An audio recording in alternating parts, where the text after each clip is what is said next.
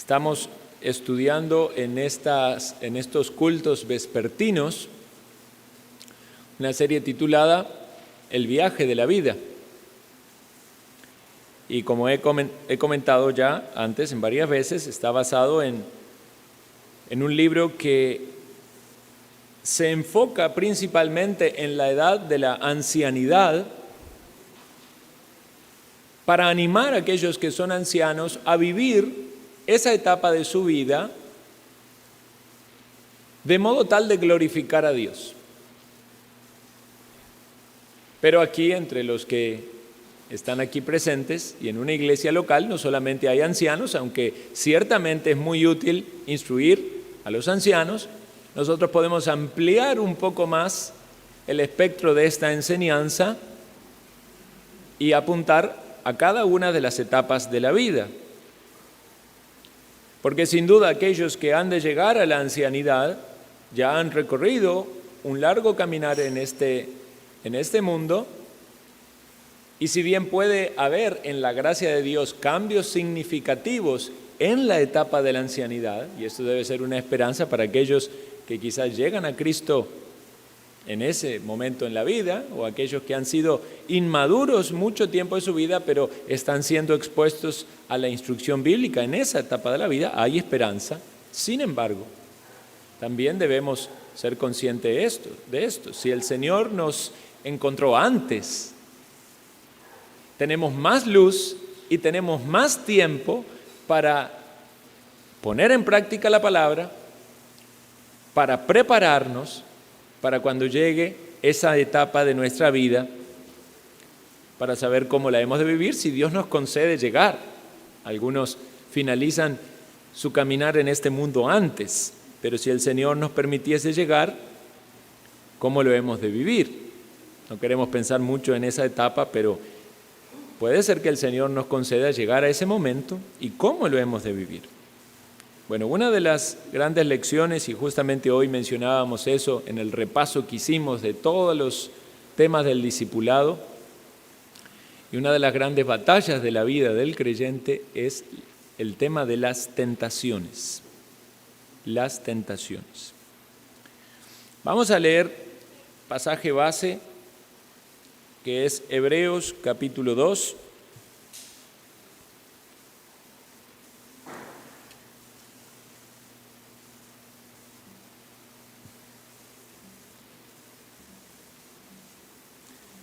Vamos a leer los versículos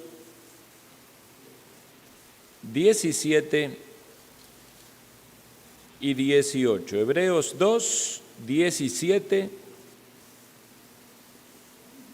Perdón, vamos a leer desde antes, así tenemos un poquito más de contexto. Vamos a leer desde el 14. Así que, por cuantos los hijos participaron de carne y sangre, Él también participó de lo mismo, para destruir por medio de la muerte al que tenía el imperio de la muerte, esto es, al diablo, y librar todos los que por el temor de la muerte estaban durante toda la vida sujetos a servidumbre, porque ciertamente no socorrió los ángeles, sino que socorrió la descendencia de Abraham, por lo cual debía ser en todo semejante a sus hermanos, para venir a ser misericordioso y fiel sumo sacerdote en lo que a Dios se refiere, para expiar los pecados del pueblo, pues en cuanto Él mismo padeció siendo tentado, es poderoso para socorrer a los que son tentados. Y el énfasis está en los últimos versículos, donde nos dice que Jesucristo es semejante a sus hermanos, es semejante a nosotros. Obviamente Jesucristo es sin pecado, pero es semejante en una condición de humanidad, en una naturaleza humana, sin pecado, pero Él experimentó en su cuerpo humano la tentación, y de eso queda registrado claramente en la Escritura. Y dice que Él es el sumo sacerdote, es aquel que intercede ante Dios por nosotros. Obviamente lo hizo en la cruz, en la obra de redención, de expiación, pero también es un sumo sacerdote activo hoy con nosotros en socorrernos cuando somos tentados. Es poderoso para socorrer a los que son tentados. Entonces, hermanos, este tema de que vamos a hablar es muy importante y es muy práctico, porque ¿quién no es tentado?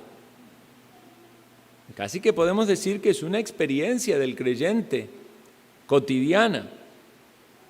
Llamamos tentaciones a esas incitaciones o provocaciones hacia el pecado, hacia hacer lo malo. Puede ser, obviamente, en pensamientos, en emociones, principalmente en acciones. La tentación lo que quiere es sacar lo malo de nosotros. Quiere llevarnos, el objetivo es llevarnos al pecado.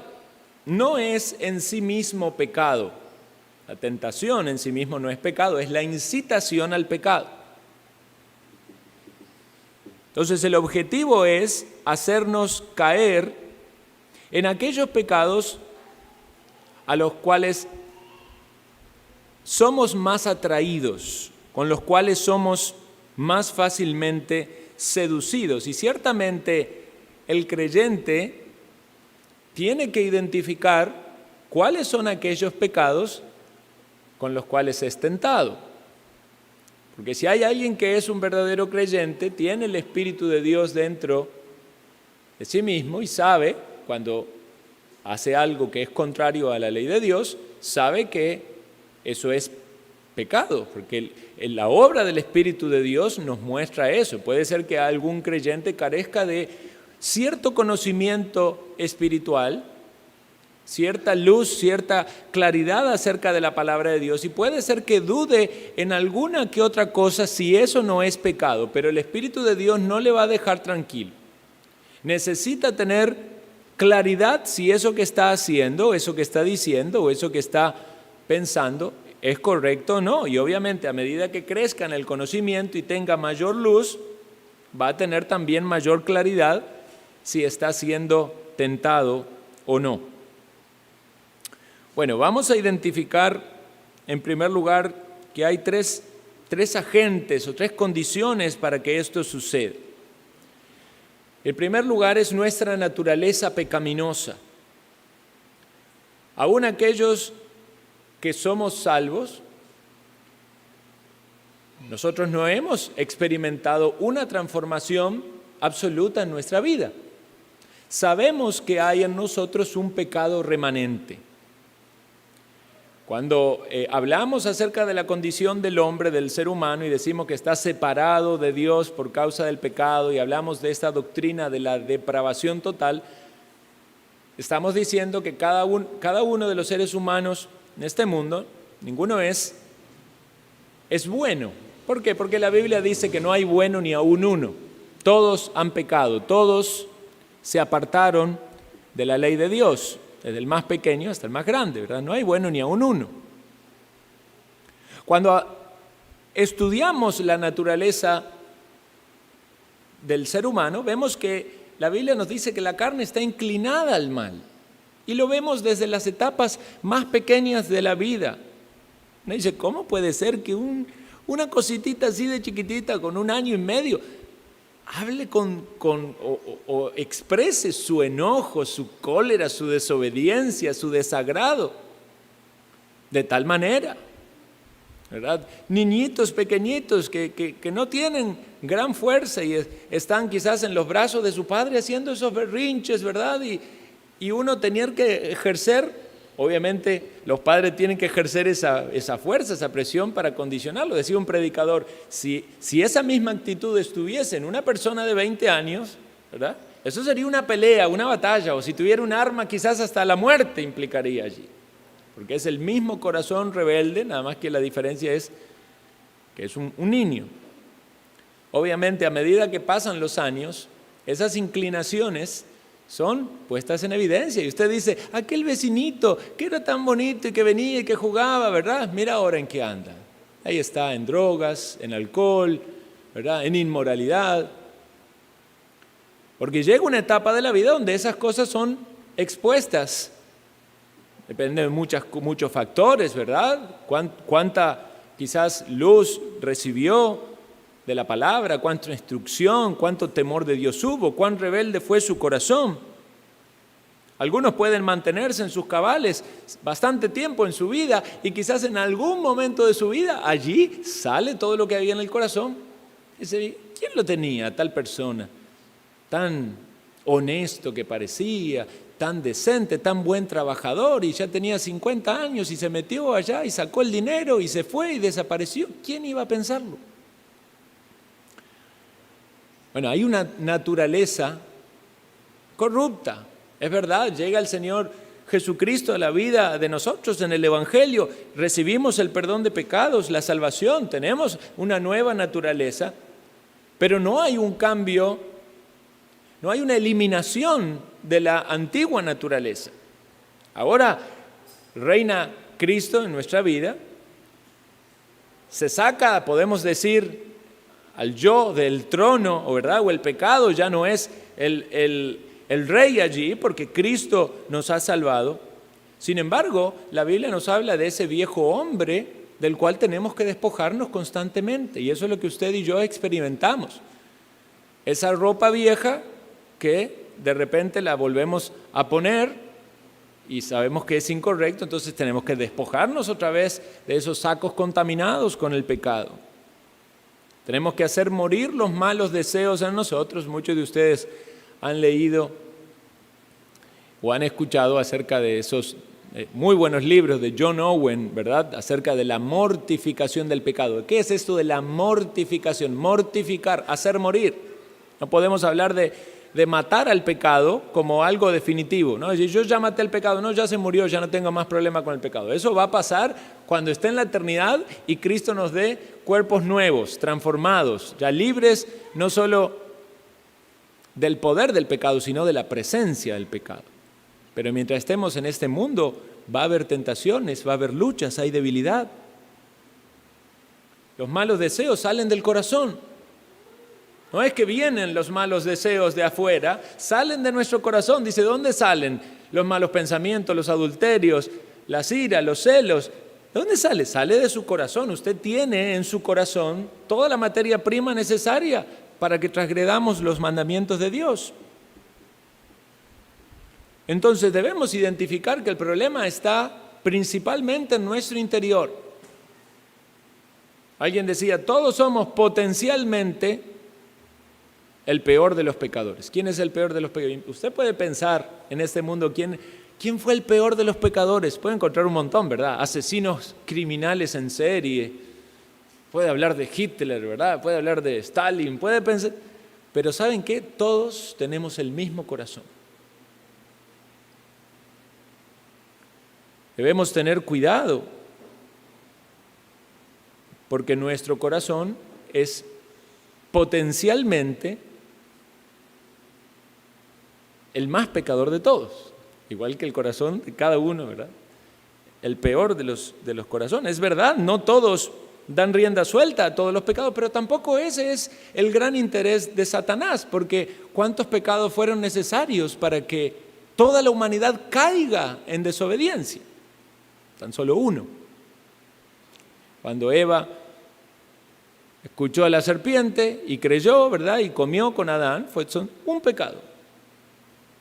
Y fue la desobediencia. Y con todo ese pecado cayó toda la raza humana. Entonces, ¿cuántos pecados necesita cometer usted para ir al infierno? Con uno es suficiente. Ha ofendido la santidad de Dios. No es que tiene que ser un gran pecador. Si usted es de los que piensa de que aquel que es gran pecador, ese se merece el infierno. Ah, no, yo no, porque yo estoy en el promedio. Algunas que otras cosas malas. ¿Dónde está aquello que la tentación apela en nuestro interior? Y vamos a leer un texto conocido, pero que nos refresca una vez más esta realidad. Santiago 1, 13 al 15. Santiago 1, 13 al 15, dice así: cuando alguno es tentado, no diga que es tentado de parte de Dios, porque Dios no puede ser tentado por el mal, ni Él tienta a nadie, sino que cada uno es tentado cuando de su propia concupiscencia, eso tiene que ver con nuestros malos deseos en nuestro interior, es atraído y seducido. Entonces, la concupiscencia, después que ha concebido, da a luz el pecado, y el pecado, siendo consumado, da a luz la muerte. Vean esta cadena de hechos sucesivos que son trágicos, porque no estamos hablando del nacimiento, de la concepción de un bonito niño, estamos hablando de algo realmente, de un monstruo que realmente lleva a la muerte, que es el monstruo del pecado. Se concibe en nuestro interior por la concupiscencia, se da a luz, se concreta ese hecho, y el fruto de ese hecho es la muerte. Por eso es tan importante que lo entendamos. Este es el primer enemigo, lo tenemos adentro, es nuestro corazón. ¿Se ha autoidentificado usted con el enemigo? Había una película vieja, ¿verdad? Durmiendo con el enemigo. Dormimos con el enemigo, nuestro corazón. No es otra persona, es nuestro corazón, engañoso y perverso. ¿Quién lo conocerá?, dice la Escritura. El Señor tiene que darnos luz para ver cuáles son esas tentaciones en las que estamos cayendo, porque puede haber tentaciones que usted identifica con mucha claridad, pero puede haber otras que son sutiles, son engañosas. Y quizás el Señor le muestre por medio de este entendimiento, de esta autoexaminación, de esta búsqueda en su palabra, que uno ha estado cayendo en pecados, o hay pecados allí ocultos que necesitan ser expuestos. El salmista, Señor, decía: muéstrame mis errores, líbrame de los que me son ocultos. En segundo lugar, se habla del mundo. Cuando decimos mundo, no nos referimos a la Tierra como el planeta, tampoco nos referimos al mundo como las personas, ¿verdad? Porque dice que Dios amó al mundo y se refiere a las personas. Nos referimos a un sistema que se opone a Dios y que ciertamente está bajo el maligno, bajo la influencia activa, espiritual, fuerte de Satanás y de los demonios, para hacer que este mundo realmente sea todo lo opuesto a lo que Dios quiere y para llevar a los creyentes a aquello que es opuesto a la voluntad de Dios y alejarse de Dios. Entonces el mundo pasa a ser un agente de tentación también para el creyente, un enemigo del creyente. En Efesios 2:1 dice la Escritura que les dio a los creyentes vida, nos dio vida en Jesucristo, pero luego dice que los que están muertos, ¿verdad?, en delitos y pecados, entre los cuales en otro tiempo anduvisteis en otro tiempo, es decir, los creyentes en otro tiempo estábamos muertos en delito y pecado. ¿Y cómo lo describe? Siguiendo la corriente de este mundo.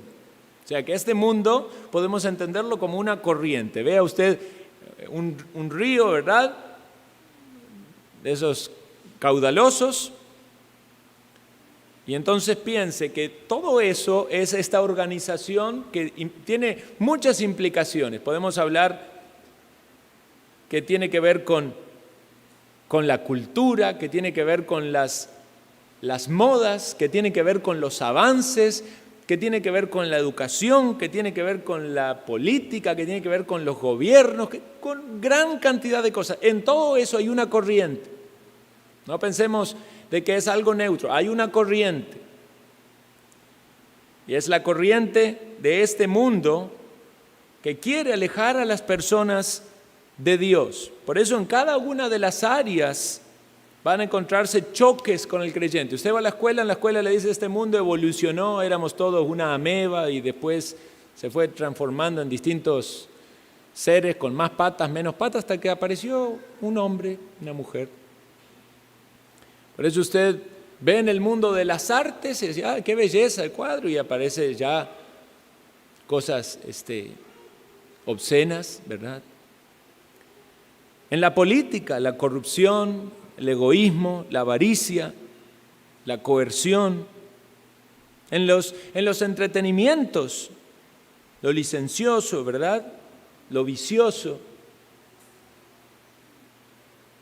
En los medios, lo pervertido, lo sensual, lo pecaminoso. Es una corriente, hermano, es una corriente. El cristianito está allí como un salmón queriendo nadar en contra de la corriente, pero viene con mucha fuerza. A veces golpea esta corriente, arrastra, viene con palos, viene como, ¿verdad? Cuando hay se hacen se junta esas ramas y todas esas cosas, ¿verdad? Y viene después con más fuerza. Algunos esa corriente los arrastra y los lleva. Por eso dicen, sí, yo soy cristiano. Y usted mira su manera de vestir, usted dice, ¿será cristiano? Y se viste como cualquiera de este mundo que está dominado por esas modas raras, ¿verdad? Una mujer que se viste sensualmente como se viste una mujer de este mundo, que llama la atención sobre su cuerpo para hacer tropezar a los hombres. Quizás algunas no con ese propósito, pero sí por la vanidad, queriendo verse más bonitas, y están haciendo tropezar a los hombres inconscientemente.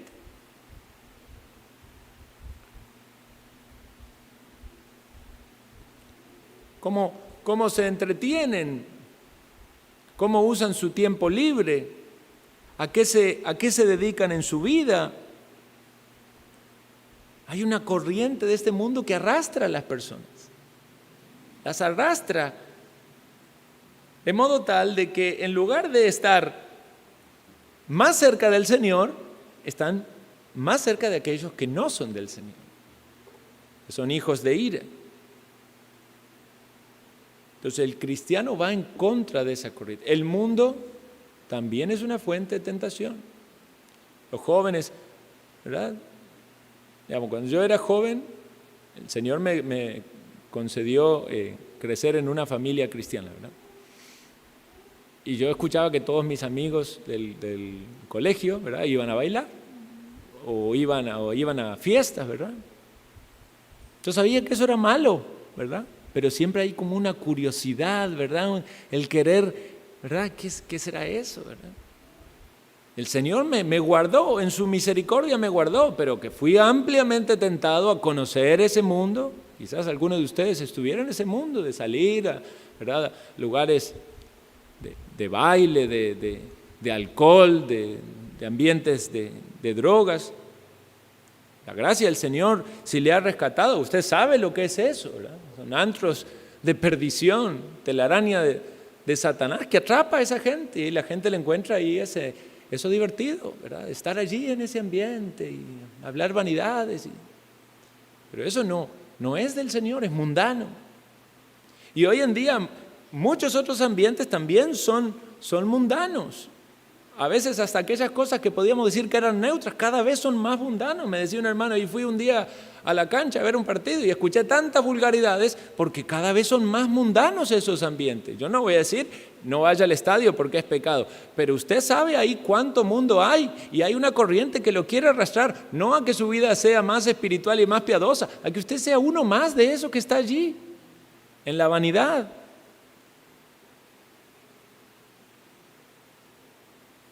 Cada vez más fuerte, hermanos. Y a veces lo percibimos menos. Me acuerdo que cuando, en mi adolescencia, juventud, ¿verdad?, cuando hablábamos de medio de comunicación era periódico o televisión, radio, ¿verdad? Radio, periódico y televisión.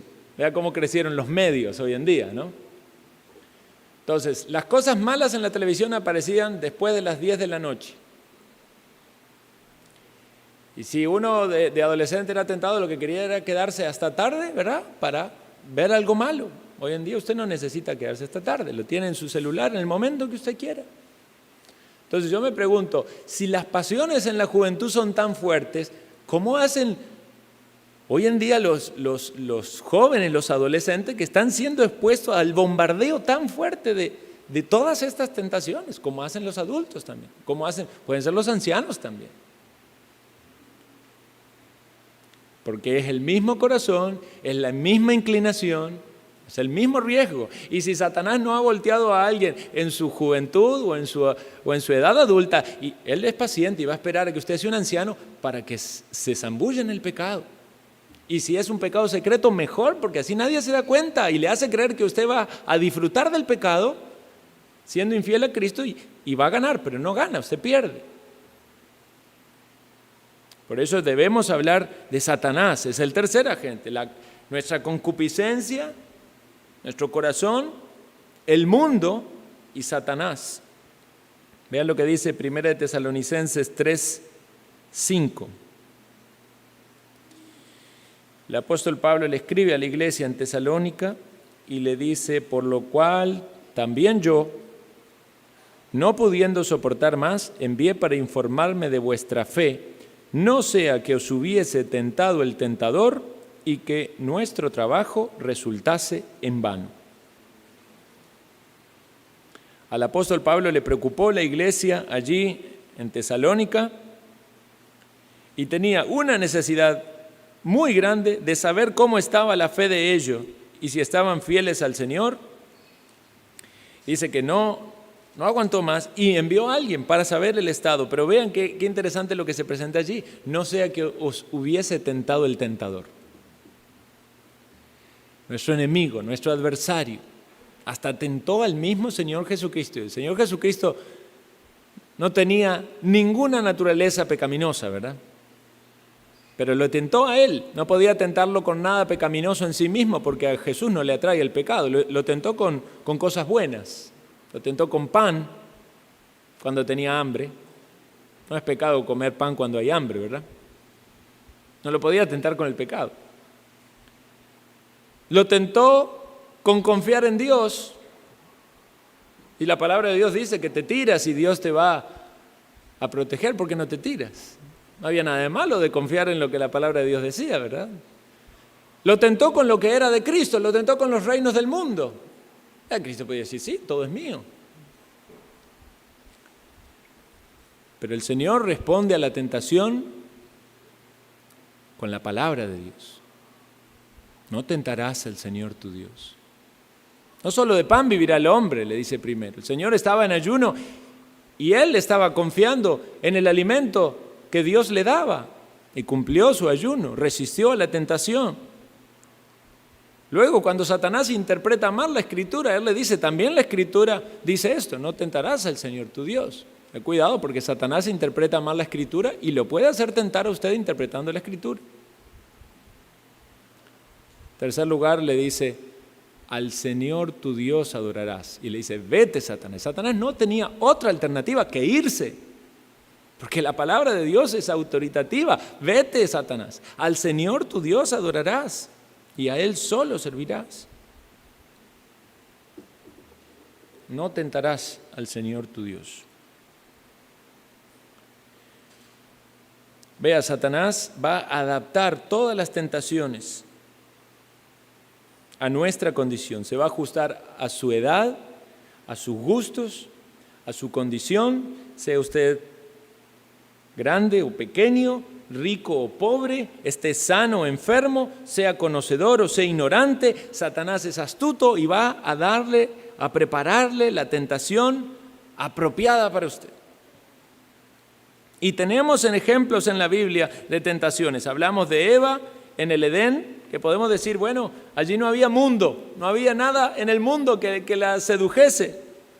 Tampoco había concupiscencia, porque todavía estaba en inocencia. Solamente Satanás fue el que estuvo allí y los hizo caer a la raza humana en pecado. Y nosotros también, si hubiésemos estado en ese mismo lugar, hubiéramos hecho lo mismo.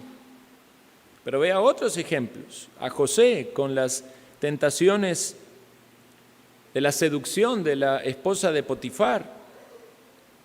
David también fue tentado al ver a Betsabé. El apóstol Pablo explica la lucha y la batalla que hay en su interior y dice: queriendo yo hacer el bien, hallo esta ley, que el mal está en mí.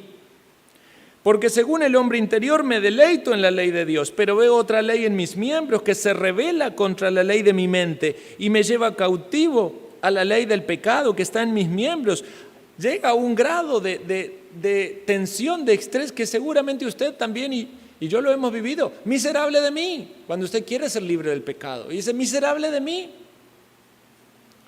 ¿Quién me va a ayudar a salir de caer en estas tentaciones, en estos pecados? ¿Quién me puede dar victoria? Y el texto siguiente dice: gracias doy a Dios por Jesucristo, Señor nuestro. De Él es que leímos en Hebreos que es nuestro sumo sacerdote. Él es el que nos libra. A Él es a quien podemos llegar a suplicar auxilio. Al trono de la gracia, ¿para qué? Para tener el oportuno socorro. Y quizás usted dice: bueno, pero ya he pecado. Misericordia, también allí hay misericordia. Bueno, todavía estoy luchando, batallando. Socorro. Recordemos esto: alguien puede ser muy tentado y la tentación no es pecado, el pecado es ceder a la tentación.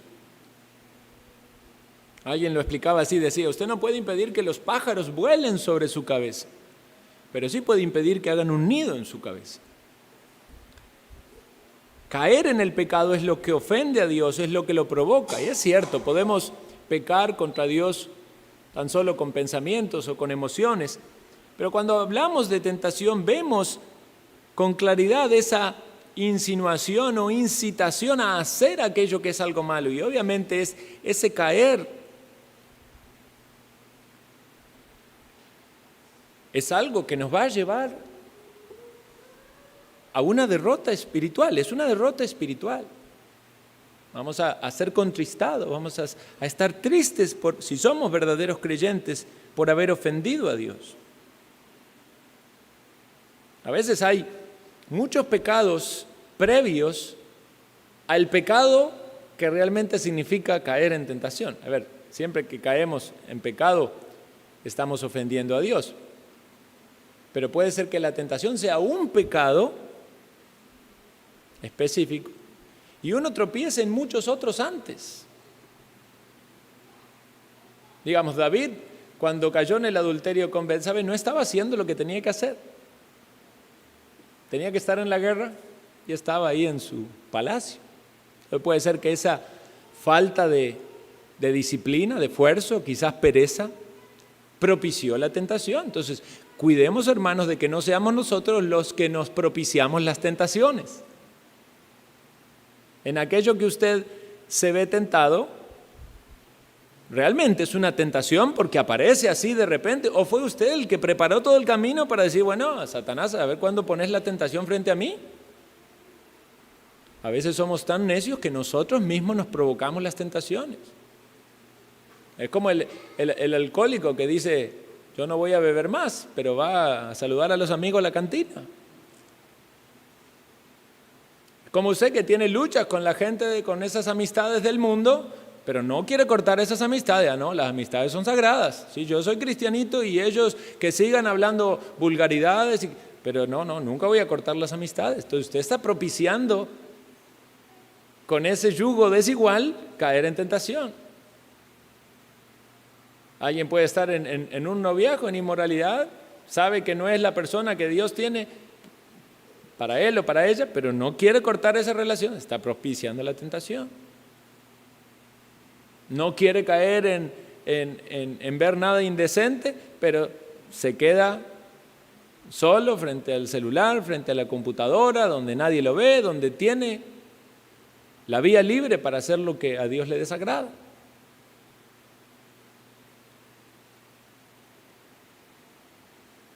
Y es verdad que Dios le puede librar. Eso debe ser así, hermanos. Confiar en la verdad de que Dios nos puede socorrer, nos puede librar. Pero también Dios quiere ver cuánto realmente queremos que Él nos socorra. Porque si Él ve nuestro corazón y nosotros estamos en nuestro corazón inclinándonos hacia el pecado, y por otro lado diciendo, Señor, no me dejes caer, pero estamos poniendo el puente en esa dirección. Estamos siendo ingenuos y podemos ofender al Señor. Las tentaciones, aunque vienen de Satanás, son una oportunidad también para reafirmar la convicción de que realmente Dios nos ha salvado. Porque si entre los oyentes aquí que escuchan todo esto, hay alguien que no es verdaderamente una persona salva, alguien que tiene perdón de pecados, que Dios ya le ha dado la vida eterna y le ha salvado, entonces puede ser que esté viéndose a sí mismo como alguien que cede en todas las tentaciones, que cae, que tropieza y que no tiene fuerza. Quizás le duele, pero el verdadero creyente tiene poder contra el pecado. No significa esto de que no peca nunca, significa de que si Dios le ha salvado, le ha dado de su Santo Espíritu. Por lo tanto, no puede vivir en la práctica del pecado. Entonces, si usted es de Cristo, usted no puede ser esclavo del pecado porque Cristo le ha libertado de la esclavitud. No le estoy diciendo que viva una vida de perfección, pero no vive una vida dominada por el pecado. Y si vive una vida dominada por el pecado, examínese a sí mismo porque puede ser que aún no haya experimentado la salvación. Pero entonces, ¿qué pasa si un creyente está tropezando en un pecado? Constantemente o con cierta frecuencia, podemos decir. Pecado de decir malas palabras. El creyente no puede estar contento diciendo, bueno, sí, ese es mi pecado y ya, así soy yo. No, eso no es de un creyente. Mi boca tiene que ser una boca santa, que diga solo lo que a Dios le agrada, no puedo decir malas palabras. Entonces, ¿qué es lo que quiere ver? Quiere ver un avance. Es cierto, alguien en la gracia del Señor puede buscar a Dios y orar y clamar y quiera a Dios decir que haya un cambio radical, pero no en todos es así, en algunos ese cambio es gradual. Entonces tiene que renovar su mente, su entendimiento, llenarse de versículos que hablan de lo que un cristiano debe hablar y cómo debe hablar y aprender a refrenar su lengua. Y esto puede aplicar para las murmuraciones, para los chismes. Alguien que ve la lucha en su carácter, para el enojo, para la ira. No podemos estar tranquilos asumiendo esas debilidades. Necesitamos ver un progreso, ver un avance. Y entonces ahí donde tenemos que llegar al Señor y decir, Señor, si realmente me has salvado, si realmente me has dado del poder de tu Santo Espíritu, tu Espíritu está en mí, quiero que ese poder se manifieste en mi vida para tener victoria sobre el pecado. Y le voy a decir algo, hermano y hermana. No hay testimonio más contundente para un creyente sobre la seguridad de salvación que en las batallas contra el pecado clama al Señor y Dios le da victoria. Y tiene gozo en su corazón de que vence pecados que antes le dominaban. Y esto debería ser así en nuestra vida constantemente, porque a medida que vamos creciendo en nuestra vida espiritual, Dios nos va mostrando pecados que antes no nos dábamos cuenta. Entonces hay más luz y debería haber también la aplicación de ese conocimiento sobre esas batallas para que entonces haya más victoria. Escuche esto. Las caídas en el pecado no son una garantía de no ser salvos. Es decir, que alguien caiga en el pecado no significa que esa persona no es salva, porque los creyentes también caen en pecado. Pero la victoria sobre el pecado, es una evidencia de la gracia de Dios en una persona. Entonces, lo que queremos ver son las victorias sobre el pecado.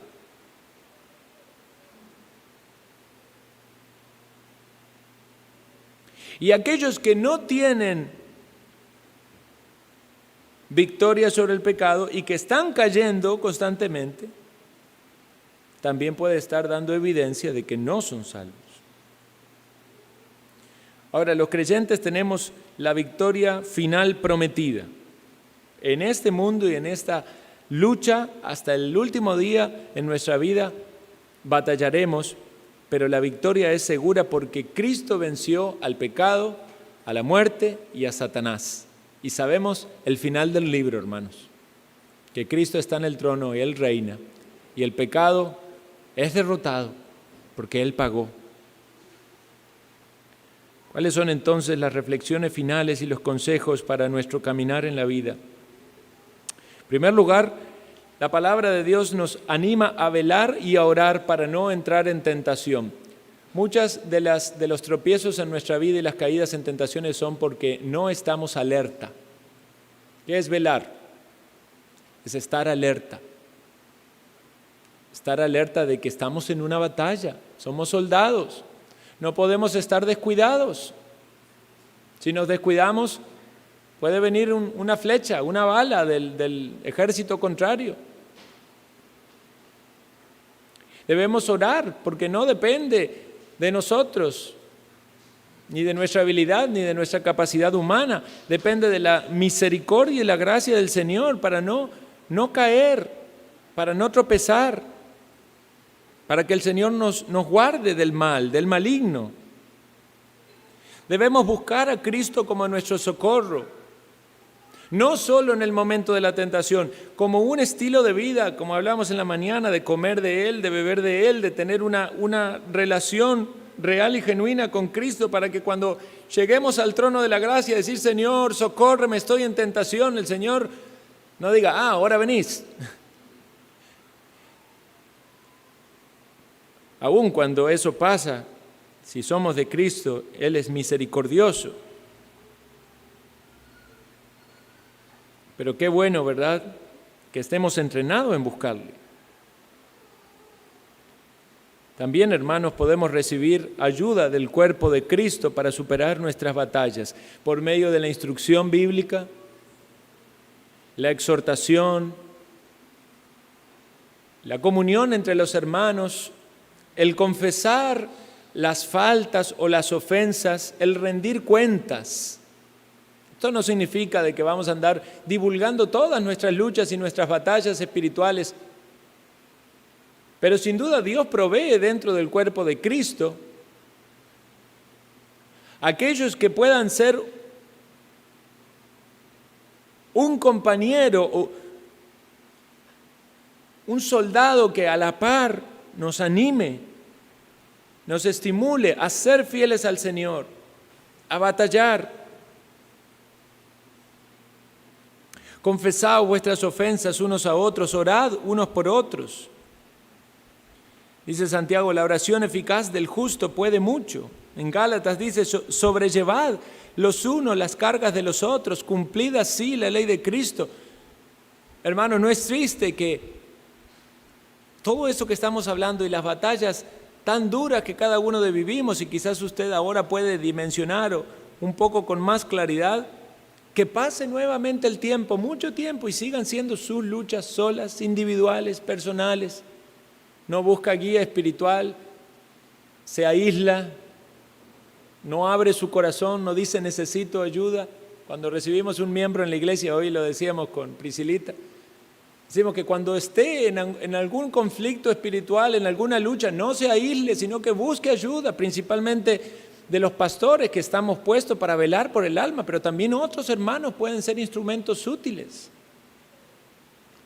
Es de esperarse que en una familia donde hay hermanos en la fe haya una ayuda especial para batallar contra el pecado, que en el matrimonio haya una rendición de cuenta, un interés mutuo por la vida espiritual del cónyuge.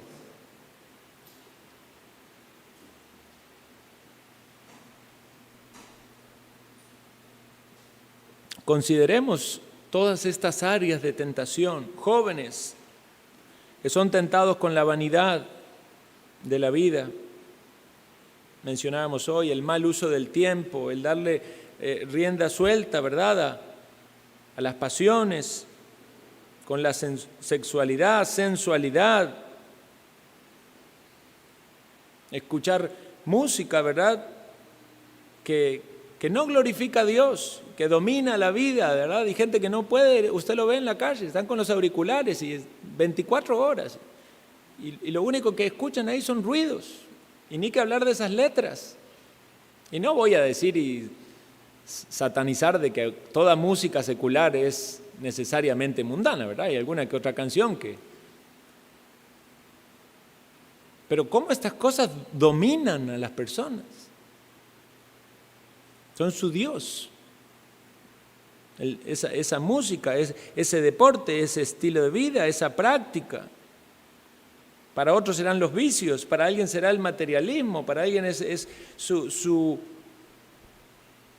codicia y que le mueve a hacer sus mayores esfuerzos. Esto es casi que hasta paradójico, que la gente, aún con necesidad, está dispuesta a desprenderse de dinero, ¿verdad?, para tener un numerito con la esperanza de que sea un rico.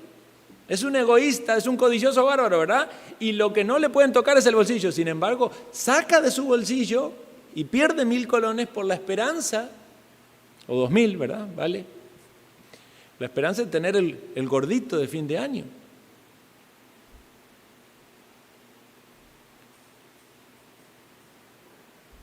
Y en la ancianidad, bueno, puede ser en cualquier edad. Quejas, amarguras, resentimientos, falta de gratitud con Dios, un egoísmo tal que hasta ahora la misma sociedad y la corriente de este mundo abre la puerta a este deseo que ha estado en el corazón de muchos impíos, principalmente en la ancianidad. ¿Cuál es? El querer poner fin a su propia vida. ¿Para qué voy a vivir ya? Tengo muchos dolores. No tiene sentido esta vida. Yo quiero ya terminar mi vida. Entonces ahora aprobaron, creo que en Suiza, una máquina, ¿verdad?, que es como una silla así con una tapa donde se van, se sientan ahí los ancianitos, apretan el botón y se mueren. Como diciendo, yo le pongo fin a mi vida cuando yo quiero, yo ya no quiero más. Sufrimiento, no tengo nada para hacer, ya mi cuerpo se ha deteriorado, ya ni disfruto de las cosas que antes, aunque eran pecaminosas, me causaban placer, ahora ya no puedo, entonces ¿qué hago? Pongo fin a mi vida. Habla este autor, Aston Oxenden, que el creyente debe batallar aún cuando por momento aparecen deseos de no querer vivir, porque eso es más de ese egoísmo y de esa tentación. Decir, no, yo ya, ¿para qué? No quiero vivir, que Dios me lleve. Debe analizar lo que hay en su corazón. Eso puede ser pecaminoso, puede ser egoísmo, puede ser un rechazo a la voluntad de Dios. Si Dios te tiene en esta vida, aunque te tenga con dolores, aunque estés anciano, tiene un propósito. Y sí, ciertamente el creyente quiere partir, pero como lo decía el apóstol Pablo, partir para estar con Cristo, lo cual es mucho mejor. Pero si Dios me quiere aquí, en esta vida, y tiene propósito para mí, aquí quiero estar porque quiero hacer la voluntad de Dios. Hermanos, cuántas tentaciones, cuántas nos han venido, cuántas nos vendrán. Estaremos preparados, capacitados y dependientes del Señor. Vendrá el Señor y nos encontrará durmiendo, como pasaron con los discípulos mientras Él estaba orando y clamando en el Getsemaní. Que nos ayude el Señor, que tomemos todo el consejo de su palabra, nos ayude a ponerlo en práctica. Esta semana vamos a ser tentados. Ayúdanos, Señor, con lo que nos has dado, lo que nos has instruido y lo que cada uno pueda seguir profundizando en lo que Dios le ha mostrado. Porque puede que Dios quiera que usted mismo, tomando esta puntapié inicial, usted busque más de Dios, de su palabra, analice sus situaciones, piense cómo es tentado, cómo el diablo le está queriendo engañar. Si alguien dice, no, pero yo no tengo problema con esto no es para mí, es para el vecino. Si alguno está firme, mire que no caiga. Que el Señor Jesucristo sea glorificado en nuestras vidas. Oremos.